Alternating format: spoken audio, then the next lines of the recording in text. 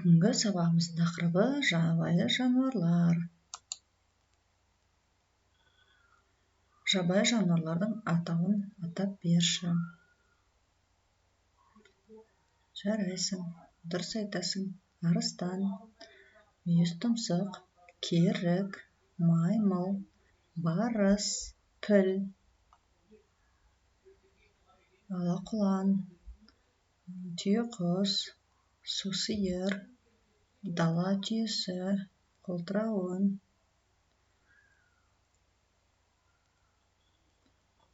Суретте көріп отырғандай жануарларды, жабайы жануарларды көріп отырмыз, иә? Жабайы жануарлардан көлеңкесін тап және сызықпен қос. Өзің көріп отырғанда бірнеше жабайы жануарлар бар және оларды сызықпен қосуың керек. Ал енді мына суретке назар аударшы. Жануарлардың іздерін тап және сәйкестендіріп сызықпен қос. Жарайсың. Мына ойын бізде төртінші артық деп аталады. Әр жолақтағы төртінші артық жануарды тауып айт. Жануарларды үсік сызық бойымен қиып бер. Қандай пішін екенін атап бер дейді. Жарайсың. Бұл тапсырманы жақсы орындап шықтың. Ормандағы жануарлардың жолын қайшымен қиып шық дейді. Міне, жарайсың. Өте жақсы. Үсік сызықтардың бастырып бер. Бұл бір жаттығудың түрі екен, иә? Суреттегі арыстанның шашын қайшымен қиып тасташы. Сәндеш кәне көрейік.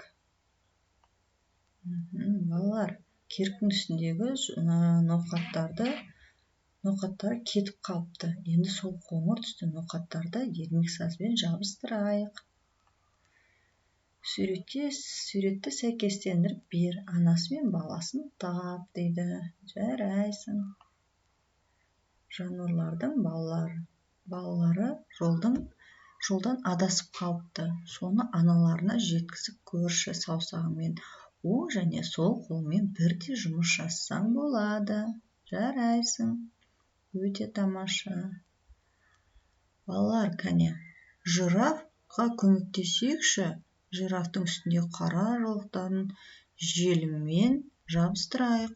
Ол үшін біз оны кесіп алу керекпіз. Көңілді лабиринт ойыны. Кәне, мына біздің тұрған алақұланымыз мына өзінің жануарларына жете алмай тұр. Соны жеткізіп жіберейікші. Суреттердің жануарлардың ішінен зебраны табайық дейді алақұланды, иә?